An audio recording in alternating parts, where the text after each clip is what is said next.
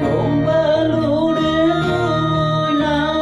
trốn ba lu để ra bỏ lòng chợ vườn má cơ bà trốn ba để mẹ bà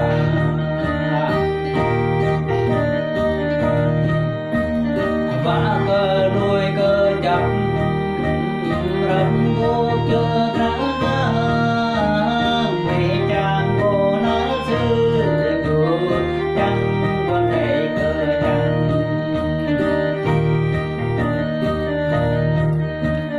rằng biết xa tan đi dễ dàng còn để sự mi đã cơ là vấn mấy hao vừa cơ là vấn chưa cho nara pora song vấn cơ ba cơ ba nara ớt nót na nót chủ cơi vấn điện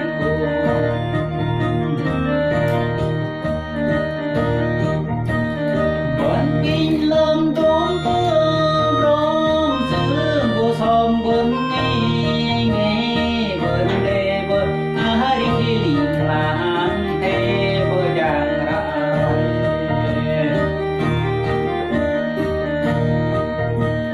cơ đề tơ môi hơ tay mà cần phải cứ pro mà cần yong thế sơ nằm về ba tờ tâm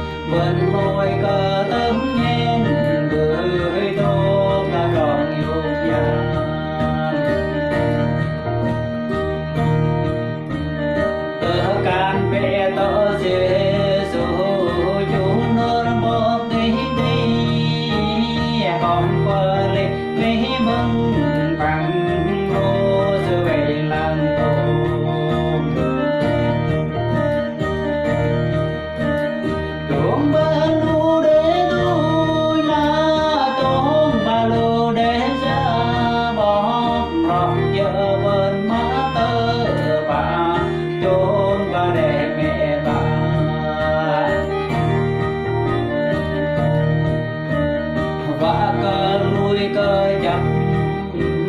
rắn cô chưa ra về chàng cô nó sư chủ chẳng quan thầy cơ chẳng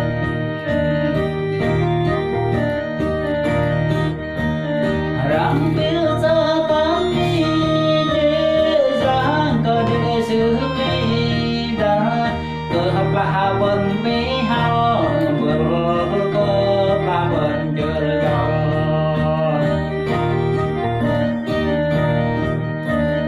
nara po song vần cơ ba nara ớt nót nara na nót chủ cơi và điện